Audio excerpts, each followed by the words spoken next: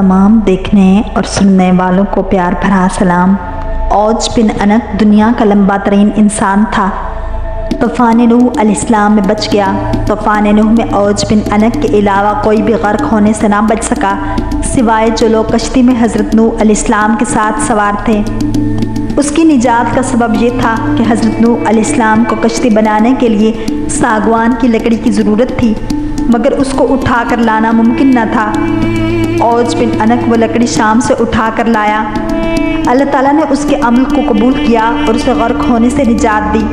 बाद अज़ां जब फ़िरौन के दरियाए नील में गर्क होने के बाद जब बनी इसराइल की कौम को उसके जुल्म व जबर से निजात मिली, तो उसके कुछ अरसे बाद अल्लाह ताला ने हज़रत मूसा अलैहिस्सलाम को हुक्म दिया कि मुल्क शाम की सरजमीन से ज़ालिम लोगों को निकाल दो और खुदा की राह में दुश्मनों से जिहाद करो और अपनी कौम में से 12 अफराद को 12 कबीलों पर सरदार मुकर्रर करो, ताकि ये सब अपने सरदारों के ताबे रहें और अल्लाह के अहकाम की पाबंदी करते रहें।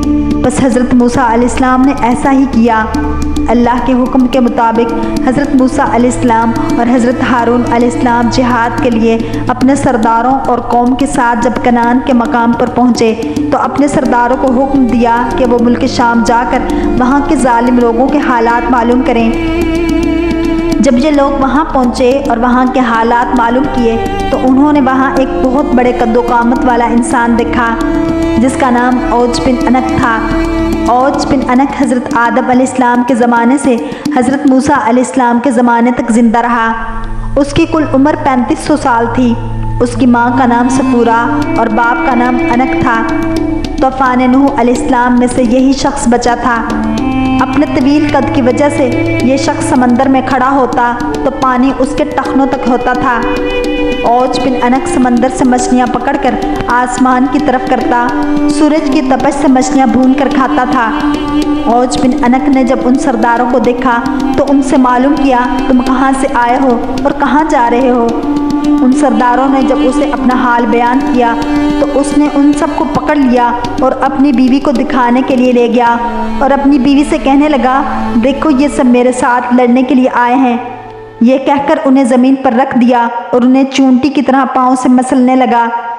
तो उसकी बीवी ने कहा, इनको छोड़ दो, ये कमज़ोर और नातवा हैं, खुद ब खुद चले जाएंगे, तुझको इन्हें मारने से क्या फ़ायदा होगा।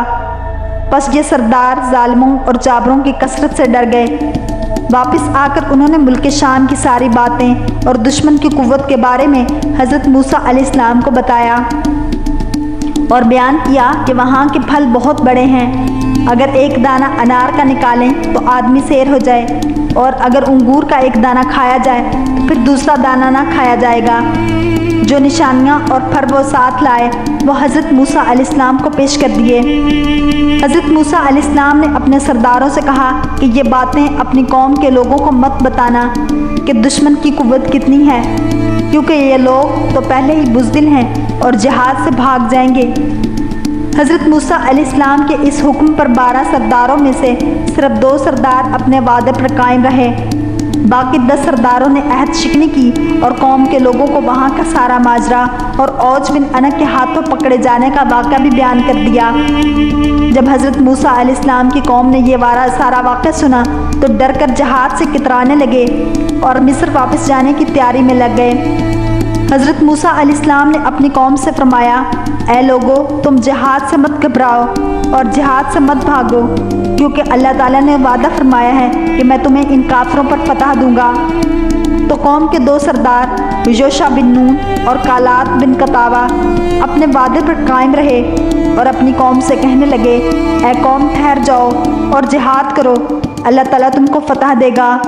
और हज़रत मूसा अलैहिस्सलाम ने वादा किया है कि अल्लाह तुमको ज़रूर फतह देगा और उनको हलाक करेगा, जिस तरह फ़िरौन को हलाक किया था। जब तुम लोग अल्लाह पर यकीन रखते हो तो उस पर भरोसा क्यों नहीं करते। कौम ने कहा, हम सारी उम्र वहाँ नहीं जाएंगे। ऐ मूसा, तू जान और तेरा रब दोनों जाकर उनसे लड़ो, हम तो यहीं बैठे रहेंगे। हज़रत मूसा अलैहिस्सलाम ने उनसे गुस्से होकर इनके लिए अल्लाह से बद्दुआ की, जिसकी वजह से शाम की फतह में 40 साल की ताख़ीर हुई। इस मुद्दत में बनी इसराइल के नाफरमान लोग जंगलों में भटकते रहे। دوسری طرف جب حضرت موسیٰ علیہ السلام ہاتھ میں اپنا عصا لیے حضرت ہارون علیہ السلام کے ہمراہ ملک شام روانہ ہوئے، حضرت موسیٰ علیہ السلام کی باغی قوم واپس مصر جانے کا ارادہ کیا۔ تمام رات چلتے رہے، مگر جب صبح ہوئی دیکھا جہاں سے روانہ ہوئے تھے اب تک وہیں پر موجود ہیں۔ وہ سمجھے کہ حضرت موسیٰ علیہ السلام کی بد دعا سے یہ حال ہوا ہے۔ تب یوشع بن نون نے ان سے کہا کہ اس میدان میں ٹھہر جاؤ اور صبر کرو اور استغفار پڑھو جب تک حضرت موسیٰ علیہ السلام شام فتح کر کے واپس نہ آ جائیں۔ بنی اسرائیل کے کچھ 6 لاکھ افراد حضرت موسیٰ علیہ السلام کی بد دعا سے 40 سال تک اس جگہ سے نہ نکل سکے، اور اس جگہ کا نام طے ہے جو فلسطین، اردن اور مصر کے درمیان ایک میدانی علاقہ ہے۔ غرض کہ حضرت موسیٰ علیہ السلام جب اوج بن عنق کے شہر کے نزدیک پہنچے تو لوگوں کی ہیبت ناک شکلیں دیکھ کر ڈرے اور اللہ کی مدد مانگ کر آگے بڑھے۔ جب اوج بن عنق نے ان کو دیکھا تو چاہا کہ پکڑ کر چونٹوں کی طرح مسل دے، اور کہنے لگا کہ تو بنی اسرائیل کا وہ سردار ہے جس نے فرعون کو اس کی فوج کے ساتھ دریائے نیل میں غرق کر دیا تھا۔ یہ کہہ کر اس نے حضرت موسیٰ علیہ السلام پر حملہ کر دیا۔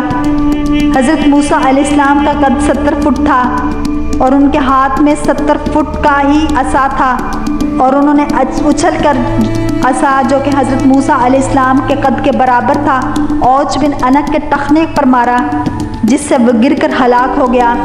کہا جاتا ہے کہ اوج بن عنق کی لاش 40 سال تک وہاں ہی پڑی رہی، اور اس عرصے میں اس کا جسم گل گیا اور صرف ڈھانچہ رہ گیا۔ جب حضرت موسیٰ علیہ السلام اور حضرت ہارون علیہ السلام جہاز سے سرخرو ہو کر واپس لوٹے تو اس کے ڈھانچے کو اٹھا کر دریا نیل پر رکھ دیا، اور ایک عرصے تک وہ ڈھانچہ دریا نیل پر پل کا کام دیتا رہا۔ واللہ تعالی عالم۔